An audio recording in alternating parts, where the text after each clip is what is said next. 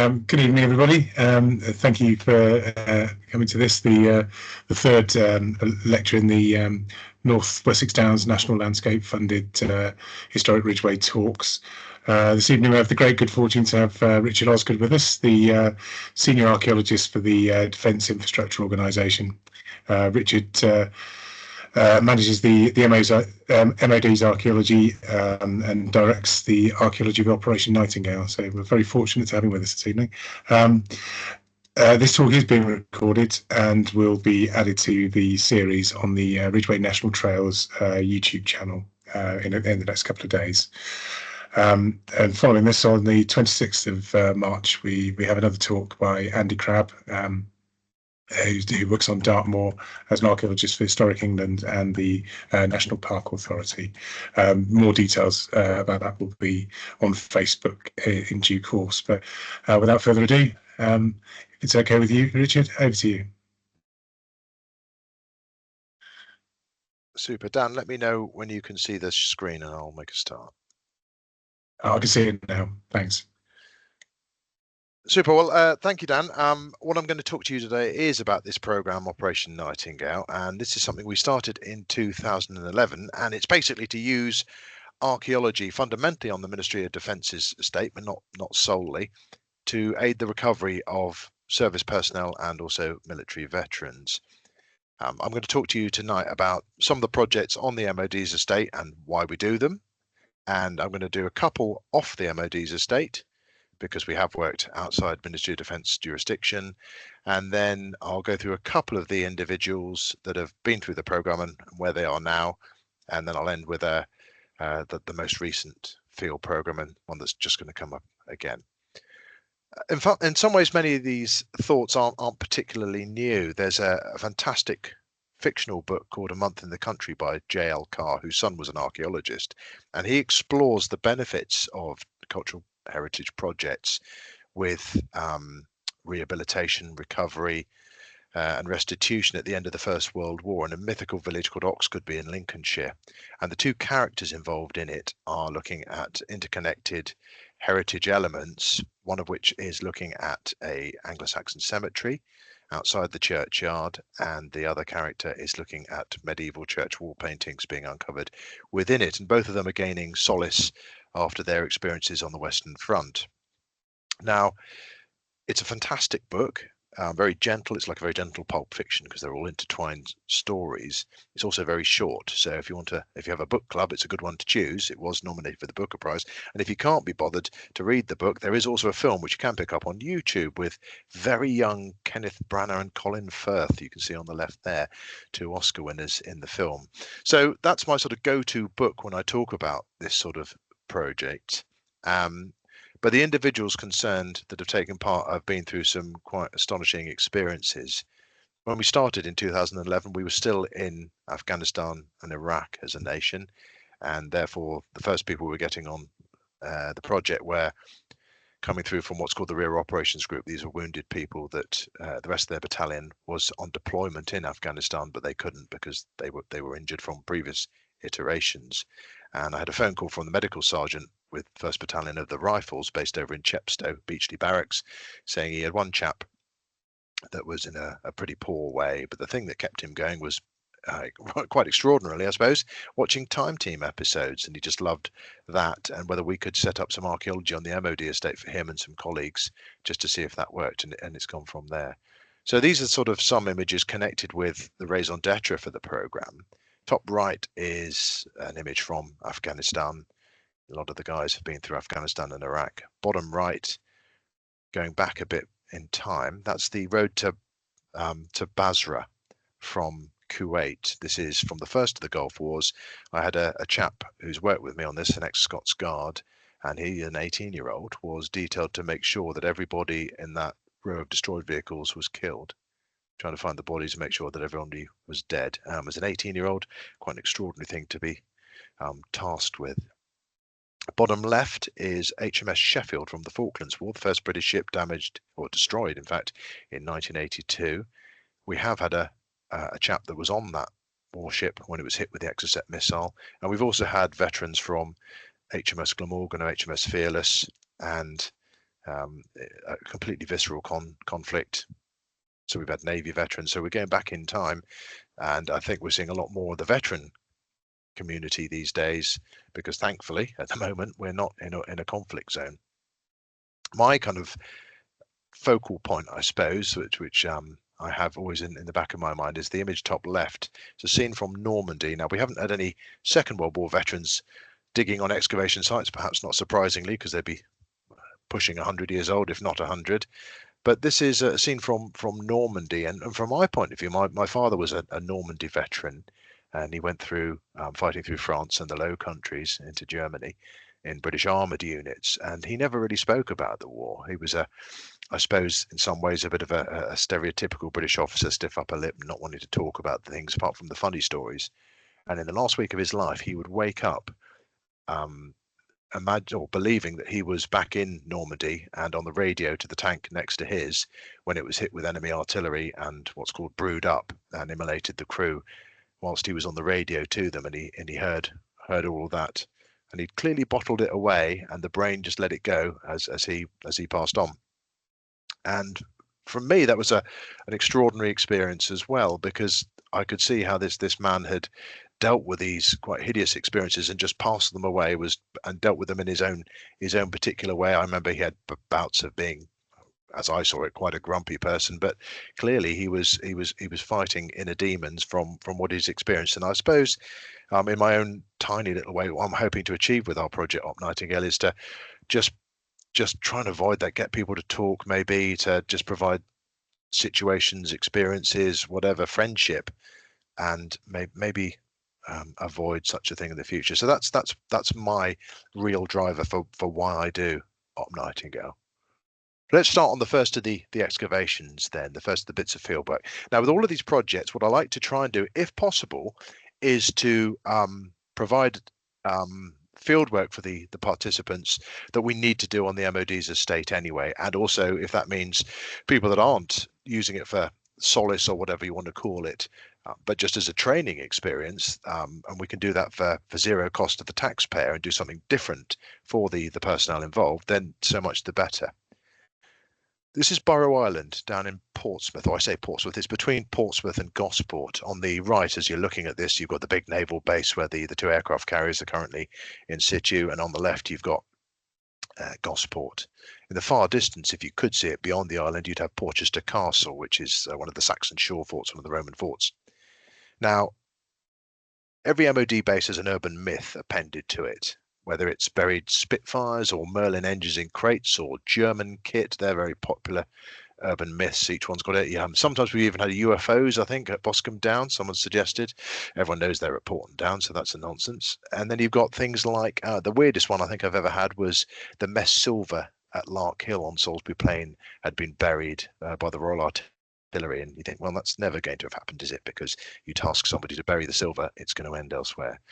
If you take a harbour tour around the naval base, they do refer to Burrow Island also being known colloquially as Rat Island, because in the Georgian era there were loads and loads of rodents running around feasting on the dead bodies buried on the island. And that to me sounded like one of these other classic urban myths, until I was given a phone call from Hampshire Police asking whether I wanted to come and retrieve the human remains on the MOD's island. It's a small tidal island. As you can see, it's cut off by the tide twice a day. You can walk to it from a small shingle spit from the Victualling Yard at Priddy's Hard to the north. And I fully expected to go there and collect parts of a cow or a pig or something like that, but was presented with a palpably human skull in an evidence bag. And that made me think we maybe needed to do something about this, because this urban myth was true. Picture of a famous resident of Portsmouth. I'm hoping you will recognise Charles Dickens. Now, Charles Dickens very famously wrote one of his major characters, Abel Magwitch, who was incarcerated on one of the prison hulks out in the east of England in part of Great Expectations. As a Portsmouth resident, he would have been very familiar with the prison hulks up and down the harbour in Portsmouth that were there in the end of the 18th century and early 19th century. There were about 30 vessels. They could have 800 people on them. They're a mixture. Some of them were prisons for convicts, and others were prisoners of war. And Britain, of course, was at war with pretty much half of Europe at this point and beyond. We had American prisoners, we had French, obviously, we had Spanish, there were Germans, there were Dutch, all incarcerated on these prison hulks. And there, there were some very good texts written about these things, as well as Dickens' his own work.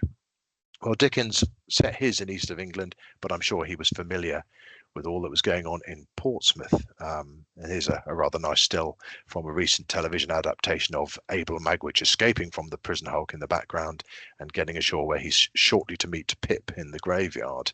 These prison hulks were formed from old ships of the line, so things like HMS Victory, post Trafalgar, although obviously the Victory was preserved. You may think of the HMS Temeraire, the Fighting Temeraire in Turner's great painting. Well, that was at Trafalgar, but then was used as a prison hulk later on. So it's that sort of ship of the line, moored with these huge anchor chains up and down naval bases. I mentioned to you that I was keen to use defence personnel and give them different training experiences. Well, this was one of the cases in point. This is all the people in camouflage you can see there are members of the Royal Military Police. This is Special Operations Group, and they do a lot of forensics work, body recoveries in operational theatres and cold cases, all sorts of things like that. And rather than them exhuming plastic skeletons in the car parks of their training bases, we thought it'd be quite a nice thing to do to get them involved with the military veterans and service personnel on retrieving any human remains that were eroding out of this island. And the people you can see in the background are three very capable individuals from Cranfield Forensics Institute, providing them with training and advice and knowledge throughout the process. So they're getting a training benefit. I'm getting a dig team and access to some of the Ministry of Defence's wonderful facilities that we'll come across later. So, not surprisingly, we called it Exercise Magwitch. Everything has an exercise name to make it, I suppose, militarily acceptable. Do you put it on the administration instructions to military, and you can book it in onto the training systems. It's something that the mod personnel do recognise. So we've been going, as you can see there, from 2017 onwards. The reason these remains are becoming visible is because of erosion on one particular side of the island, and I think that's a constant effort because of storms. In fact, I've had a colleague that went out to Burrow Island today to have a look to see if these recent winter storms have affected the island, and they have indeed. There are human remains visible today, so I'm going to have to go back in the spring with a team and deal with them. Another skill set we can use is that of the Royal Engineers, of the mapping. It's a traditional military skill. I suppose you just have to think of ordnance survey, and the clue being on the first word there, the ordnance bit. It's been a military thing for many a year. There's a mapping cell within the Royal Engineers. They can produce me mapping of Burrow Island in particular, the tidal elements to it, and then I can incorporate that in any report I'm writing. They also are able to give me with Google Earth does do some great stuff, but the engineers and others can give me very nice air photographic elements. I can't fly a drone over this particular site because it's very close to the aircraft carriers, and the Navy takes a bit of a dim view of people doing that sort of thing. So that's what I'm trying to do. And you've also got this sort of thing. This is a combat support boat. If you think of Apocalypse Now going down the Mekong Delta, it's like that, but about 40 degrees colder. This thing comes from Marchwood in nearby Southampton.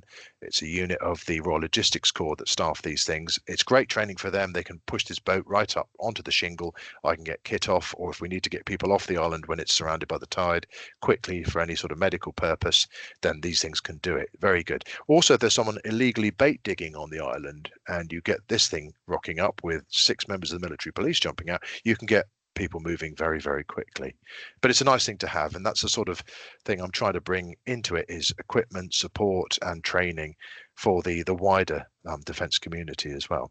And this is what you're facing at Burrow Island. It's an artificial hill. It's all been made by a human agency. And the great thing is, and you can just see from the photograph there, I hope, the very clear bands of stratigraphy that are all visible. So if you're training someone on archaeology, it's great to see the different layers. Topmost part is rubble from destruction of various buildings that used to be on the island. There was in fact a fort here called Fort James in the 17th century. Below that is a layer of mixed shell and shingle, and that's dredging arisings which have been taken from the naval base at Portsmouth, which were taken out to form the dry docks for some of the ships in the 18th and 19th centuries. In fact, the dry docks were excavated initially by convicts and by prisoners. There's a very thin black lens underneath that, possibly evidence for the first ever fire extinguisher tests in Britain, which took place on Burrow Island. I'm hoping it's that and not the evidence of burning cholera-ridden sheets from a Russian ship, which also took place there. Fortunately, the contaminated land team in MOD's had a look, and we're pretty clear from cholera, which is always a good thing when you're doing a dig.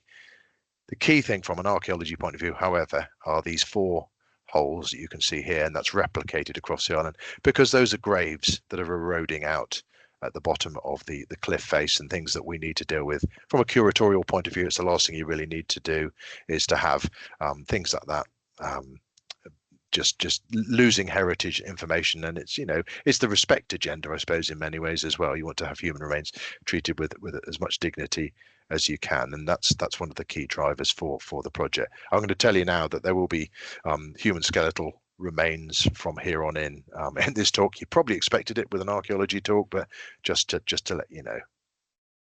Well, this is one of our veterans working on the excavation. This is Matt, poor old Matt. He's an ex-member of the Royal Corps of Signals, but he has the same sort of haircut as Skeleton, so he's always photographed with the burials. And here he is. He's working alongside a Cranfield forensics expert, having had training on some of the plastic skeletons back at their forensics lab, and he's exhuming, I think it's a humerus there, from one of the burials, which are in coffins in the shingle. They're east-west aligned, so they're in a Christian alignment, although this isn't consecrated ground at all.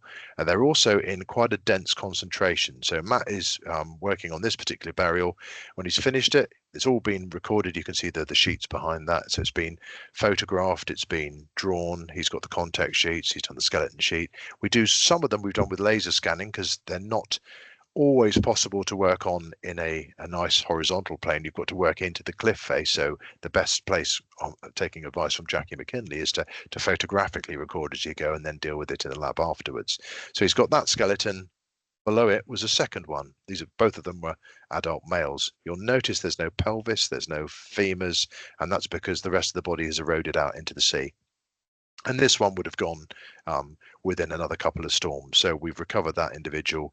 We've been able to look at the pathology and been able to make as much sense of what's going on here as possible. My license from the Ministry of Justice is that I will rebury all of these individuals. I'd like to do that on Burrow Island, but in an area that's not eroding.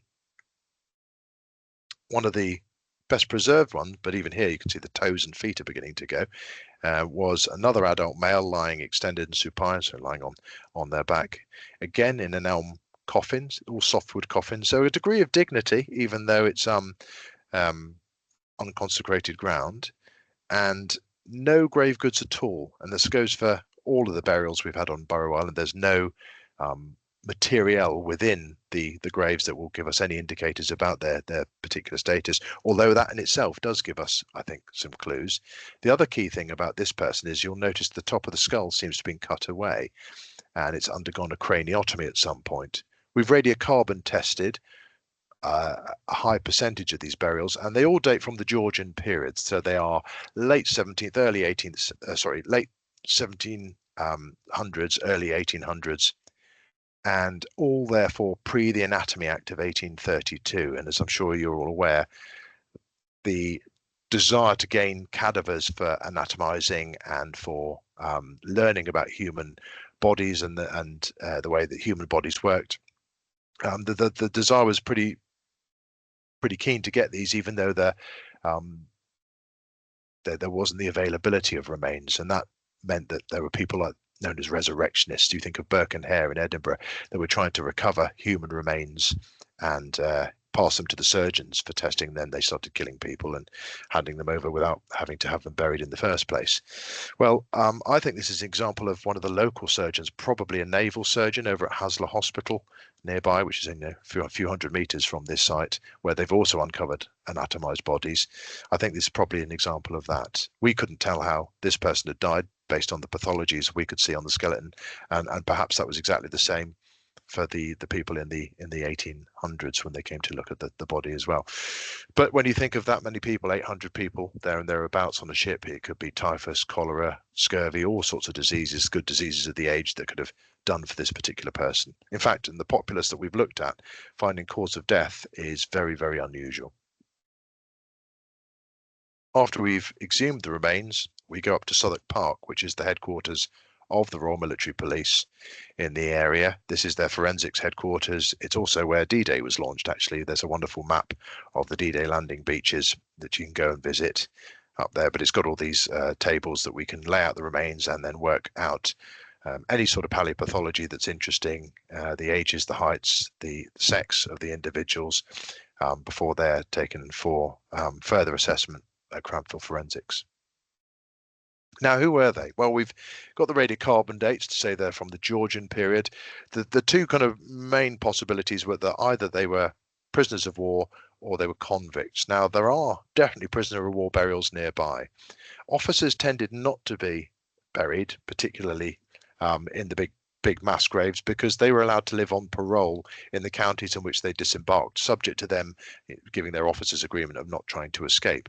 Well, Portsmouth being in Hampshire, there are quite a few examples of people living in Hampshire villages, and some die of natural causes. This is a gravestone you can see on the right of a Musagarnier of the 66th Regiment of Foot, who dies in 1811, and he's buried at Alresford Church in Hampshire. There are others at Odium as well.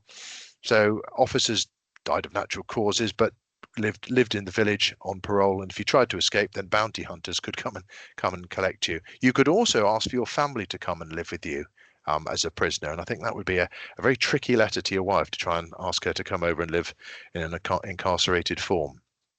I mentioned Porchester Castle, which you can see from Burrow Island. The excavations of Professor Barry Cunliffe of Oxford University in the 1960s and beyond did find remains of a French prisoner of war cemetery. Within those graves, he was finding things like regimental buttons and rosary beads, things like that. There were grave goods there to indicate both their martial status and also their religion, and indicate that for sure that these are prisoners of war. You can even see the graffiti left behind by French prisoners in the towers at Porchester Castle. What I said earlier is that we had no grave goods at all in the burials that we looked at, and indeed we looked at the isotopes on the teeth, and for the most part the vast majority of them have a southern British signature within them in the geology. So I think 99% certain we are looking at a convict burying ground. Well, if we needed to emphasize that point anymore, we got some documentary evidence that we found relatively recently. I think this is from the Oxford Times, actually. It was an account of a Charles Morris Jones from Aberystwyth, who was sentenced to 14 years transportation. So he would have become an Australian, but he dies on the prison hulks in Portsmouth. And as you can see in the blue boxes, it says he is buried at Rat Island. We've also since found a map, and the map shows the convict burying ground noted on Burrow Island. So I think that's what we're looking at. These are convict burials rather than prisoners of war. We've had about 40 now individuals. It's difficult to be too precise about this because quite a few of them are partial. All bar 4 are male, pretty certainly, but we've had 2 females now, and we've also had 2 infants. So I'm thinking that this replicates maybe the prison populace that you're getting on the prison hulks. There were women, there were kids on the prison ships as well. So I think that's what we're seeing. Well, this is it's my version of the Rolling Stones. These are some of the individuals found from Burrow Island. You can see our chap with the craniotomy on the right, and we've managed to get university support to maybe illustrate what one of them might have looked like. This is the chap with the craniotomy, which we gave to Liverpool John Moore University, their face lab team, and they did a facial reconstruction for us. And that's, I think, really important because it maybe restore some of the humanity, and shows the different techniques that are available both to the military teams but also to the veterans and volunteers on the Op Nightingale program, just the different things that we're able to do. Okay, so that's Barrow Island. We're now going to move off the MOD's estate, but to a military story. And military archaeology does work pretty well because the participants, they recognize this is part of their tribal identity. They recognize some of the finds. They can empathize with the privations and the things that these individuals have gone through. In particular, we're working on a site connected with perhaps the most famous, certainly from a Western point of view, military unit of the Second World War. And that's because of a book and a very famous TV series written about them. And that is namely Easy Company, the 506th Parachute Infantry Regiment of the 101st Airborne of the American Army. And the TV series is, of course, Band of Brothers. Now, they were formed in America, in Toccoa in Georgia, but for the longest period of single occupation that they had anywhere in the Second World War was actually in a field in Wiltshire, in a place called Holborn, not too far from the training area at Salisbury Plain. So what we wanted to do to see if there's any evidence of their presence that still lay within the soil. The great thing about doing 20th century archaeology, as I'm sure you all know, is there's often photographs.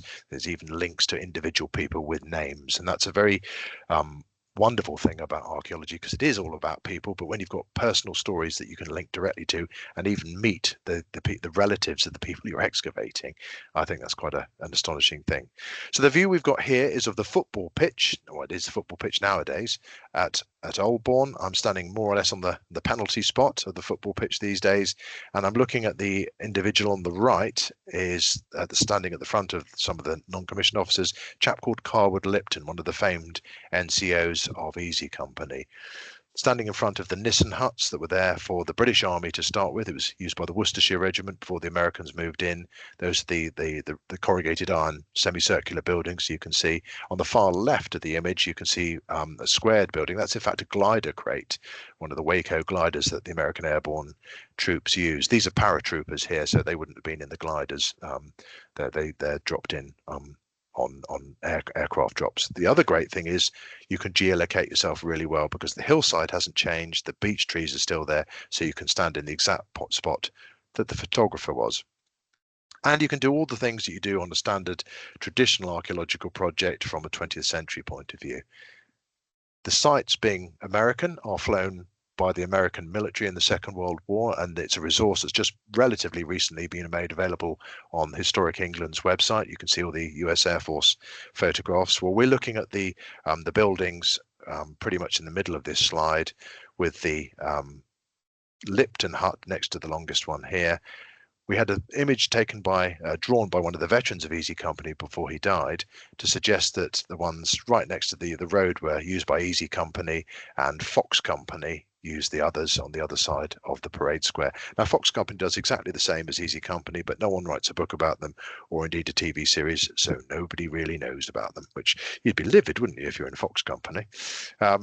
So our job was to see if there was anything left of Lipton. So you've got the standard photographs of the men in their barracks, you've got the air photographs, and you've also got the ability to do geophysical survey because it's a nice open football pitch.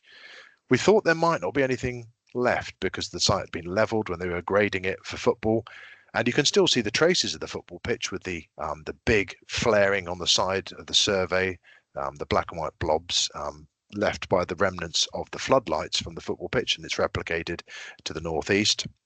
You can also see a big pipeline running across the sports pitch, and at the top a big rectangle where we couldn't do survey because there's a football goalpost in the way. However, there are still traces of where the buildings once were. These are the lines pretty much on the halfway line of the football pitch. That's where it corresponds with the air photos. There were buildings here, and indeed Lipton's building is where all these dots are right at the top. So we thought in our year one we'd try and have a look at where those dots were. Well, when we stripped it, this is all done by hand in the first year, you could see the dots were these concrete post pads. That's on what the Nissen huts were located. That's what they were tied into. It's a concrete square which has a metal spike in the middle. The dark staining between all of the squares is the tar paper that made the buildings vaguely waterproof. We've superimposed the image from the Lipton photograph to show how they fitted on top of those pads.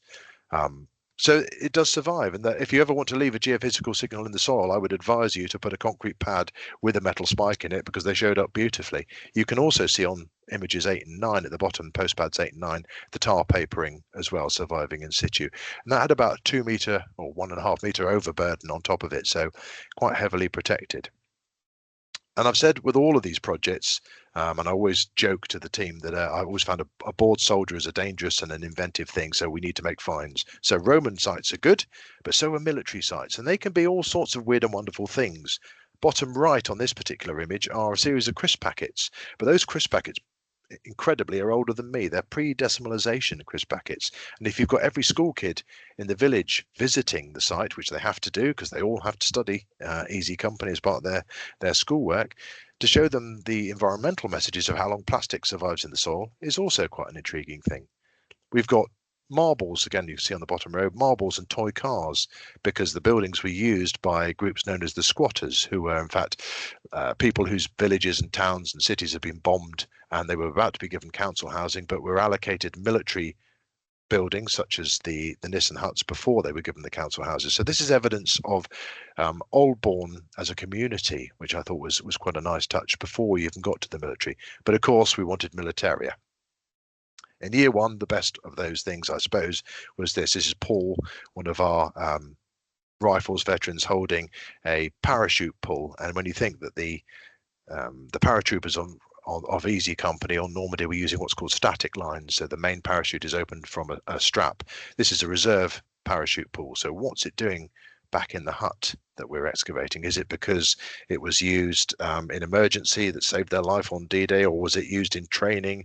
Was it even part of a prank that someone let off a parachute in the huts? Well, it's something we'll never know, but it's an American parachute handle in an American hut of probably the most famous American unit in the war. So from our point of view, it's an item embedded with a lot of pathos and quite an exciting discovery. We also found other things. On the right, there are some Garand clips. These are holding the American ammunition, so a very American piece of militaria. In the middle, parachute silk. We also found silk stockings, so the Hearts and Minds campaign was going particularly well in Oldbourne. And on the left, a threepenny bit coin with a bullet through the middle. It's an American bullet.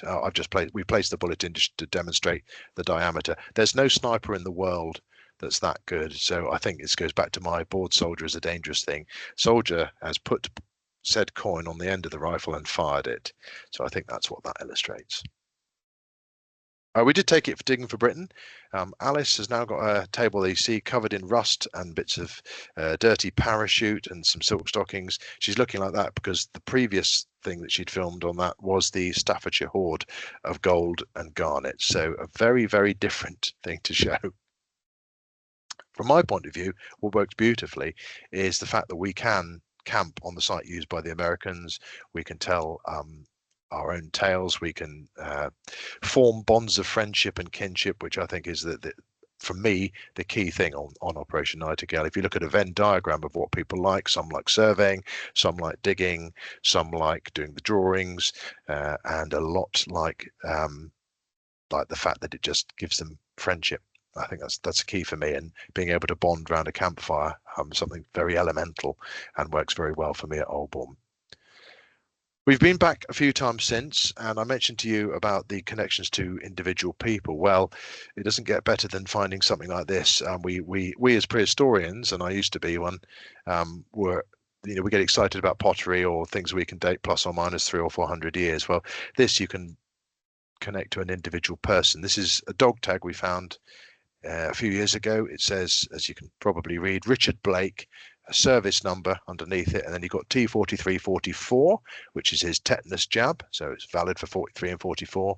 You've got A next to that, which is his blood type, and then next to the circle C, he's a Catholic.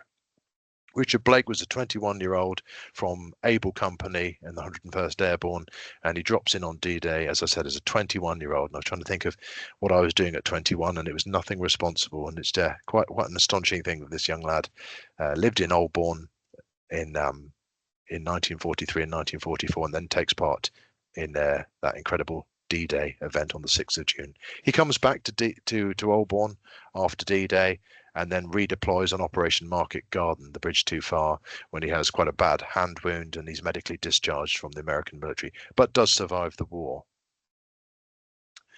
That year, we also found another series of American items that were very powerful, I thought. A coin, top right. Well, that's actually a bus token for Atlanta, Georgia, good for one fare. I said to you before that they were formed in Toccoa in Georgia, and I think this is evidence of some downtime. They've been able to go into the city of Atlanta and enjoy some R&R before back to some heavy training.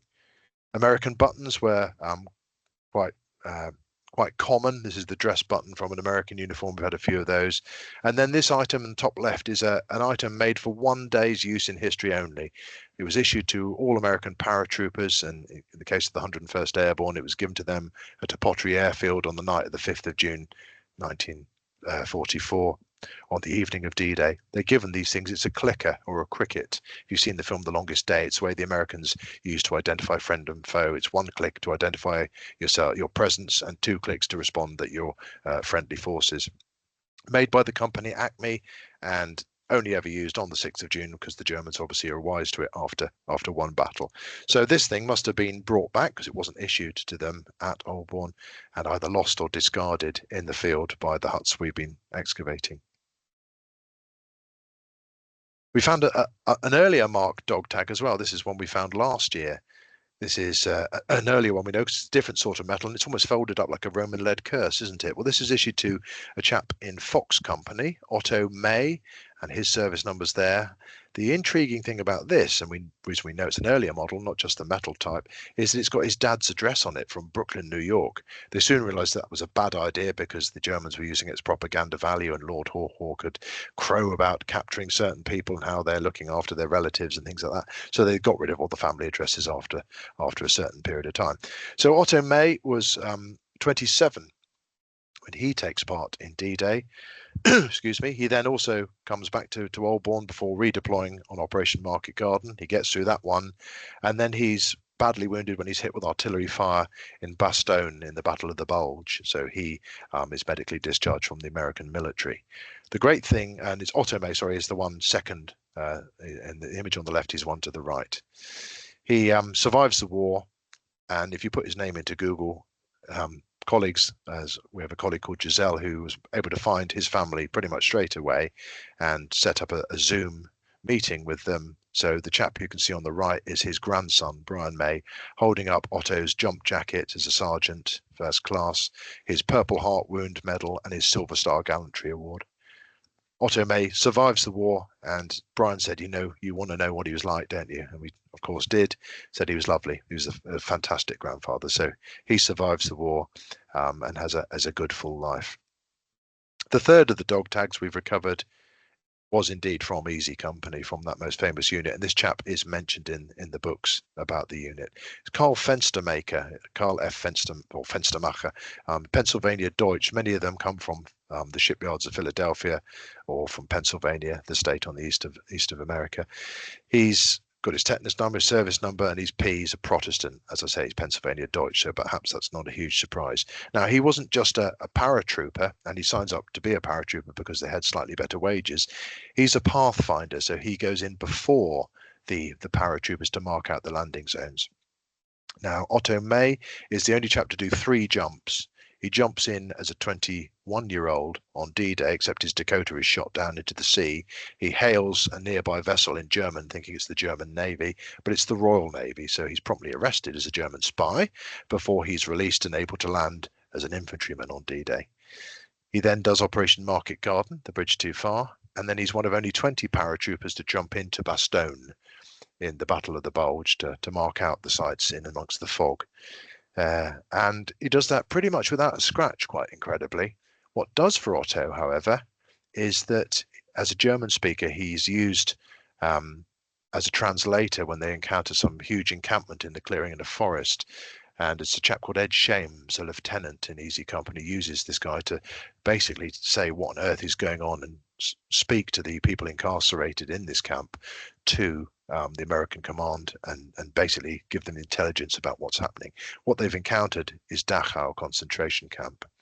And this experience, not surprisingly, marked Otto Carl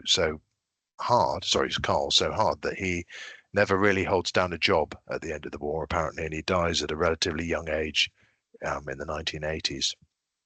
And that's the sort of thing, I suppose, he's in many ways a bit of a poster boy from an archaeological point of view of what we're trying to avoid or achieve in Op Nightingale, to try and enable people to escape some of their demons, confront some of their demons. And if archaeology does that, fantastic.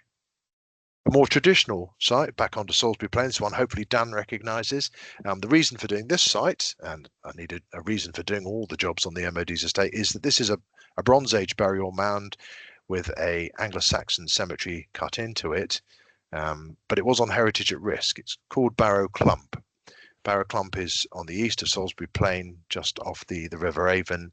It was explored partially by what was English Heritage to look at the nature of the damage caused by badgers. You can see badgers here cutting through the buried Neolithic land surface and the Bronze Age layers at the bottom of the barrow. It's quite an extensive set of damage. I'd failed for years to keep the badgers out of this particular site. I'd tried meshing fences around it, and that didn't work. We tried a bit of meshing over, that didn't work. And after several years, we thought we were losing a lot of archaeology, and Historic England, as they then became, gave us scheduled monument clearance to excavate and preserve by record before we lost everything, subject to us doing it as a big Operation Nightingale project. And we excavated it over a number of years in the early 2010s. Here's a plan of the first of the overall excavation. We did this with Wessex Archaeology under the wonderful eyes of Phil Andrews, for those that know him. All the blue graves, blue segments there, are Anglo-Saxon graves. They're all on the south of the Barrow Mound, facing Ablington and Fildene, the Saxon settlements down in the river valleys. And there is spatial patterning going on here. In fact, one area had a series of men with shield bosses, and one of the riflemen engaged in this, and he was a youngster, a most junior rank in the British Army, came to me and said, "Do you think this is like a shield wall protecting other people buried in the burial mound?" And the answer is, I have no idea. But what a neat theory from someone with no traditional academic background that's able to think archaeologically after a very short period of time. The other thing I learned from this one, and when I dug a lot with Barry Cunliffe in Oxford, he made it very clear that one thing you never do in archaeology is sit on the edge of the section, because you get shouted at if that happens. And it's something I've tried to engender on future excavations, that we don't sit on the section. Well, on the right you can see one of the things I was encountering, and that was what I thought was somebody sitting on the section, and I went to tell them off, and then I found it wasn't. It was just their legs. They'd taken their legs off. This is a young rifleman in 4th Rifles who'd lost their legs with an IED and had taken them off because they're just more comfortable taking the legs off as they excavate a burial. And for me, that was a really good reminder to let people set their own limits. These men and women in our armed forces are incredibly capable people, and me setting limits is just ridiculous. They will let me know what they can and can't do, and so much the better for it. It's also great if you've got students moaning about a bit of bad weather, they can see somebody who's quite happy to keep digging with no legs. So that was a useful one for me. With this site, again, a lot of finds. I'd wanted to find women with weaponry or men with jewellery, but I'm afraid they're very gender specific. 6th century cemetery. The men tend to get shield bosses and weaponry. You see the chap on the left has got a shield boss over his skull and a series of Anglo-Saxon spears. And women have this sort of thing: button brooches in the faces of snarly warriors, polychrome brooches, square-headed brooches, polychrome beads, square-headed brooches, and a cosmetics brush, which was quite nice. We always tried to dig in the summer, because I think winter digging, as we all know, is fairly foul. But we had to go back one winter when badgers had exhumed a couple of other burials. This is a female burial with a saucer brooch here. She's got a perforated Roman coin, and she's also got tweezers. Next to her was a male. This is being excavated by a former Argyll and Sutherland Highlander, and it was so cold he thought he was having a heart attack while he was doing it. And he's a Highlander, so it was pretty cold. He's excavating a male burial which did have a spear, and probably the most intact 6th century pot we've had from the site. Really rather lovely. It's not the only Saxon site we've had on the programme. This is very close. This is Avon Camp, which was going to be where the Royal Artillery placed their museum, but it turns out they won't now, not because of the archaeology. There are 2 burial mounds, circular features, which are 7th century burials with a central individual, an adult male, and then next to it you have what looks like a series of zebra crossings, but those are burials from the 7th going up into the 8th and possibly even into the 9th century when Christianity is occurring, of adult women and men, and a couple of children as well. The grave goods there tended to be with the female burials. 57 burials at Avon Camp, 57 graves. And that sounds really neat, although some burials had nothing in and some had 3 or 4 in. The other great thing is with Avon Camp, linked to Tidworth and Bulford cemeteries that have been recently excavated as part of the Army basing planning works, and also with Barraclump, the Crick Institute are going to assess these for DNA and see if there are familial relationships between these particular people. The grave goods were fairly lovely. You have things like amethyst beads, typically 7th century. You have Roman melon beads that are in some of the graves, and as I said, they're largely with the female burials. Some of the most exciting finds came about 3 years ago as a sword bead in a female grave, which is a rather lovely floral design. And then we've had, I think, 3 shatter.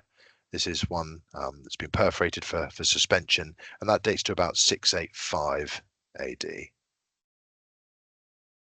When we were in COVID, I mean, I say the program's been going since 2011. From 2020, it was tricky to keep it going, but we were lucky enough that we did have small gaps between the various lockdowns that we had, and you could have vast areas of Salisbury Plain we could look at to keep social distancing. Well, here's an area at Dunch Hill where you've got a Bronze Age house or settlement, series of post holes in the middle, and we got social distancing involved. Here's a 4-post structure. You can see from the scales 2 meters between them all, so we could do bits there, and then when it relaxed a wee bit we could do a bit more. And the veterans here are looking at the post holes to try and see if there is any chance of a Bronze Age house that we could examine. Jesse on the right excavating a post hole, and Chris, one of Fusiliers, is recording it for us. And by the end, not a lot of finds in it. Bronze Age pottery, not wildly exciting, but yeah, still nonetheless that's useful dating agencies. And the only real special find was this late Bronze Age disc-headed pin, which Chris located on the edge of the Bronze Age house that we were trying to dig. Key thing for us was to be able to get the range of the post holes and to ultimately rebuild it. And this took months and months. The Butts Ancient Farm, loads of involvement. It's really experimental. You've got turf walls on the left, you've got chalk walls on the right. We've tried gabions, we've thatched it, we've coloured it, and that occupied a team who have formed their own really quite close friendship group, and they do guided tours and they meet up for events. Really special thing. And I think projects that we can get people working on long periods of time are important. And that brings me to this one that we worked on a couple of years ago, because I think in addition to the archaeology, it's great that you can bring in together evening elements wherever possible, things for people to do. A B-17, an excavation of a 20th century site that was done with Cotswold Archaeology and in association with the American military, because they have a team looking for bodies, unlike the British military. There were 10 people on this particular B-17, the Little Boy Blue. 2 survived a crash in 1944 mid-air collision, and 8 were killed. 5 are buried in Cambridge in the military cemetery, and 3 are still listed as missing, and that was what the dig team was supposed to recover. As I said before, 20th century have photographs. So here's a photograph of the Little Boy Blue with its ground crew and its flight crew. Well, things to do with the team. Well, not everyone knows what a B-17 is, so we were able to go to the American Air Museum in Duxford and see one flying. This is the Sally B, which doubled up as the Memphis Belle in the film. We were able to get onto it, have a good look around at various rivets and forms that we might find in the ground. Other things we did in the evening. You go to the disused airfield that our aircraft flew from on its fateful morning, and you can still see where the runway once was in the middle of farmland. You can see the memorial of that aircraft. There are lots of bits in the landscape still connected with the 8th Air Force that you can visit. This is an air traffic control tower, as you probably guessed, and it does have a little museum within it.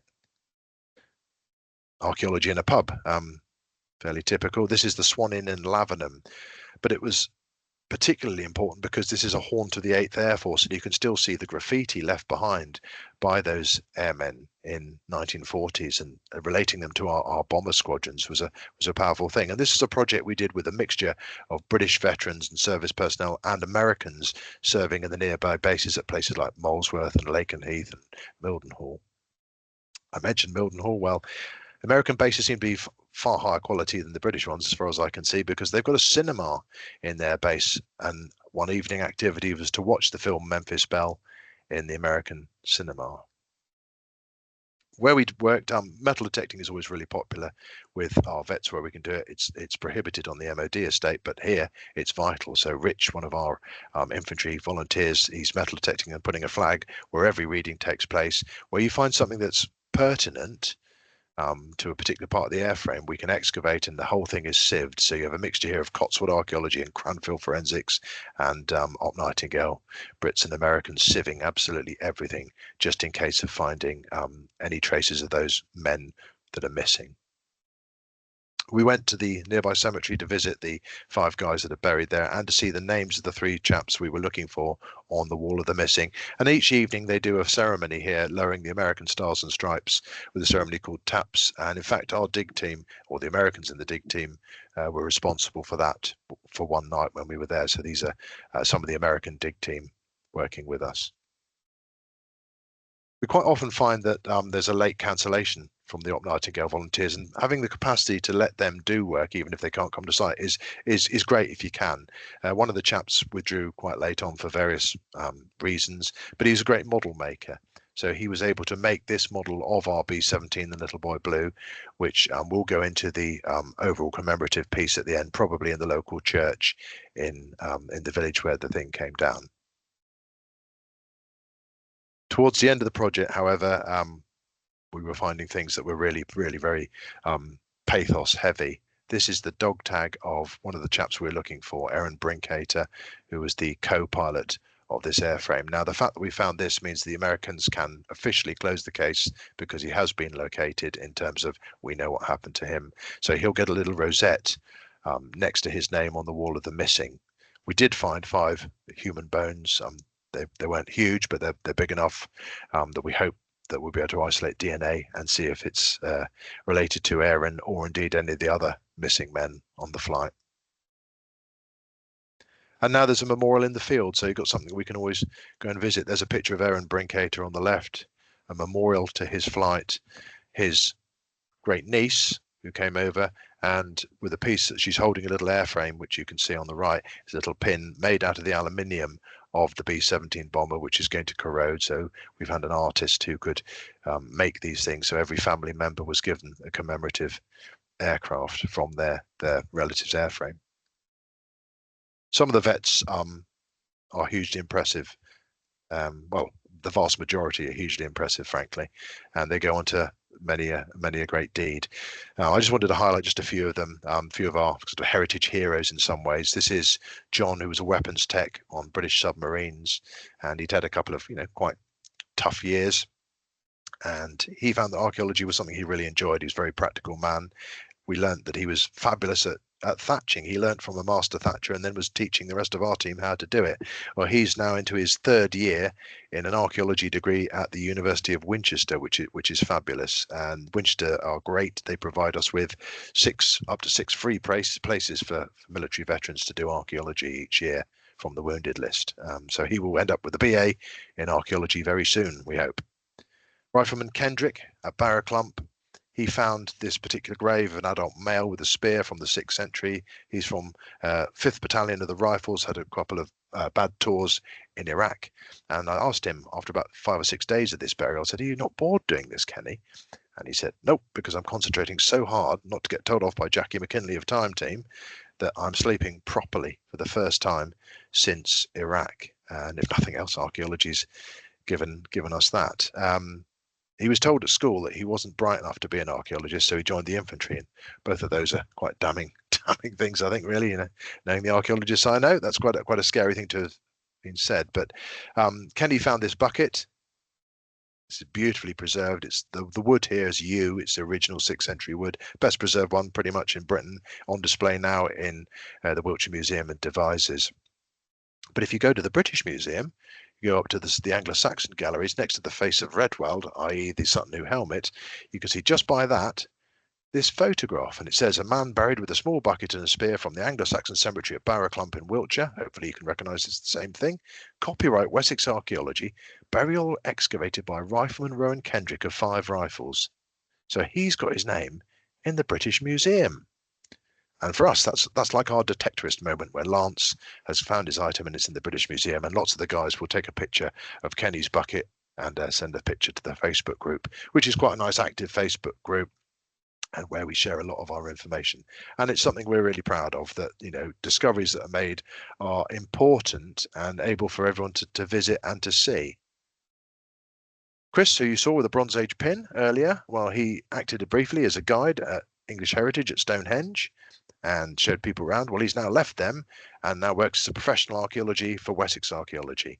And here he is coming back at Avon Camp, measuring some of the graves, but here he is not as necessarily as an Op Nightingale volunteer, because he's paid to be here by Wessex Archaeology. So he is now living the dream as a professional archaeologist. Sean is another of our stars. We're all really proud of Sean. There's Sean's ship, HMS Glamorgan, where it was hit with an Exocet missile in the Falklands War.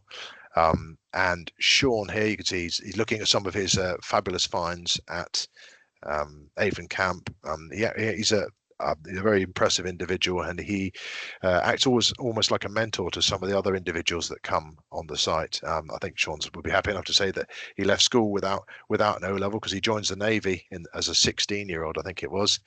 But he's just about to complete a degree in archaeological science at the University of Bradford, and I think he's going to get a first, fingers crossed, which is a better degree than I've got. And it just shows the sheer capability of these very impressive people.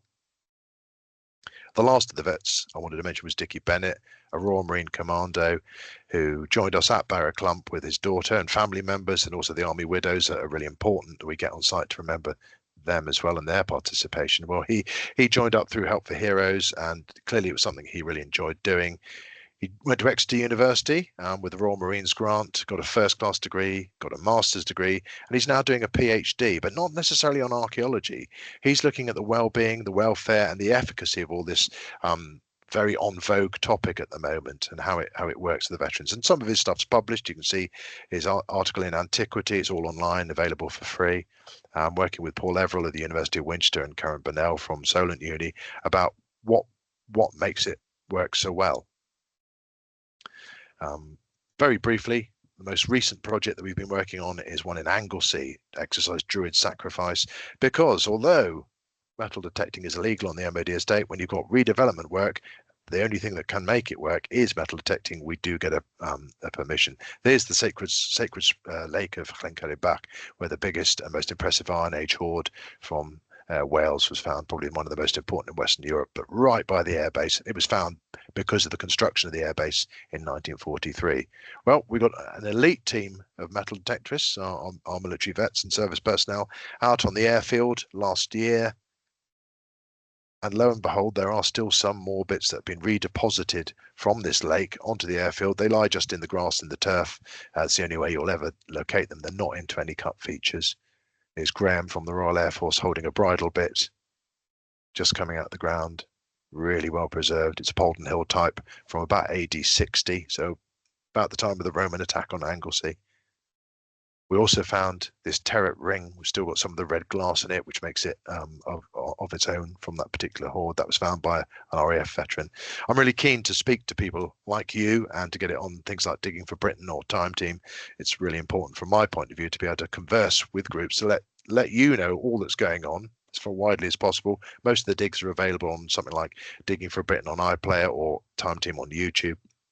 But it's important that you get to see that we are hopefully within MOD trying to do as much as we can using archaeology to assist people that have gone through some tough times. And if archaeology can be a way of helping that out, then fantastic. Shamelessly, you'll see the book there on the right of the first 10 years of Op Nightingale. And I can do that, I think, because, well, partly because I'm controlling the screen, but partly because every single penny of that will go to military charities. It goes to SAFA, Soldiers, Sailors, Air Force and Families Association, and that goes to support military vets, whatever they want to do in the future. And I think that is me. Thank you very much for listening. Well, thank you, Richard, for that brilliant talk about the programme. It was fantastic. Thank you. Fascinating and really rather humbling. So, if anyone has any questions for Richard, do either put them in the chat or the Q&A. And while we're waiting, I'm going to take the opportunity to ask a couple myself, if that's okay, Richard. Yeah, please. As you say, I was lucky enough to be a week at Barrow Clump, and I saw the programme working, and it's amazing. But in this day and age where we have to measure everything, is there a way that you can measure the well-being and the positive outcomes of this great programme? It's a good point, and you're quite right. It's something that increasingly we're seeing. It needs to be quantifiable for various reasons, and that's what I've often relied on Dickie to do. That's his main focus at the moment. And what they do is he follows. He's trying to write his own assessment methodologies as part of his PhD. But in the past, what he's done, he's used the standard NHS methodologies, which is the Warwick Edinburgh system, largely focusing on anxiety and depression. And what we do is we measure before, during, and after with the participants. The tricky thing is measuring at the end, because do you do it right at the very end when perhaps people are thinking they're going back to their lives which have challenges in them, and therefore they're on a downward slope again? I think there are various methodologies with these various programs. There's things like Waterloo Uncovered. There's lots of archaeological projects at the moment that look at this sort of thing. One of the things I'm keen on is that you give the opportunity for people to not just do one dig, you keep coming back, because they're building up friendships, and having the hope of coming back on one of these projects, I think, is a key thing. So we do that. We send out questionnaires throughout the programs to these individuals, and we're following. There's another system of guidelines called the Amphora guidelines, which Paul and Karen have put together. They're all again available online, and that shows various ways of measuring project efficacy. I mentioned that Venn diagram. I think the key thing that does keep coming back is friendship. I think that's the key thing, is avoiding isolation and having continuity of relationships with people. That's a really, really important thing. Archaeology is, I think, it's what's so good is that there are so many things. There's so many things. I mean, people have tried art projects, they've tried horticulture and digging projects and things like that, but archaeology's got all of this in one neat package, I think, and that's why I think it works. But yes, Dickie's way is the way to do it. And if you look at that antiquity article, it shows a lot of certainly the initial findings. Thank you. That's really interesting. I was making rapid notes there. Thanks. And how many?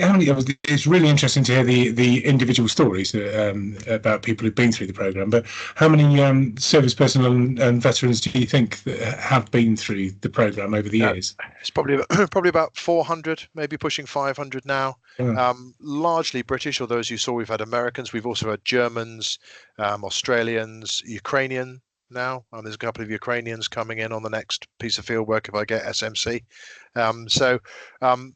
Yeah, multinational, and there are programs elsewhere. There's a project in Ukraine that's happening at the moment. They're excavating a monastery site outside the war zone, but they're pushing a lot of people through there, and I just can't fathom being able to do that in an active conflict zone.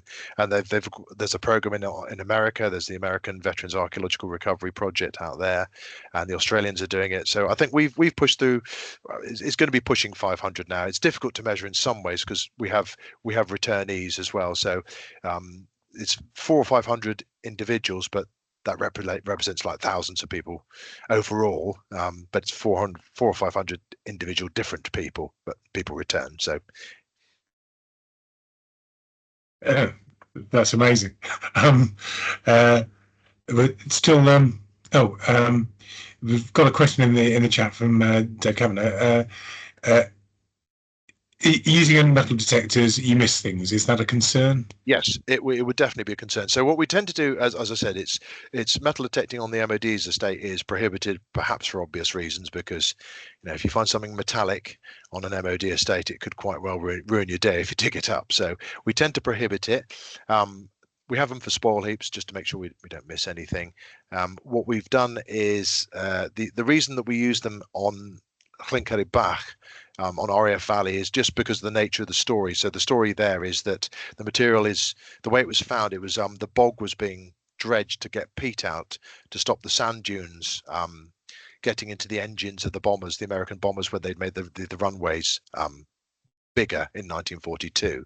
So they make the runways bigger, the sand are getting into the engines, they dredge the bog, put the peat out, and the ground supposedly stabilizes. And then after a bit of time, they found there's bits of metal lying on the surface that's been dredged from the bog, and it turns out it's this Iron Age hoard. So they're finding it just by walking up and down, looking in the peat that's been dredged. It's all utterly out of context. There is no context, there's no features at all. It's just splodged and spread over this runway. So that's where metal detecting does come in. All the items from the bog, for the most part, are iron and bronze. But you're quite right, they did find some animal bones. We won't be able to find them, but they're not in cut features, so it's very difficult. The only thing we can do is locate where the peat is through coring or through just exploratory digging, and that's where there might be bone that survives. It would just be fluke if we found that, though. So you're quite right, you do miss things, but for this particular weird one-off project, it's the only way you're going to find anything. Otherwise, yes, I wouldn't want just a metal detecting project. You're quite right. Thanks, Richard. And we have another question in the chat from Mike B.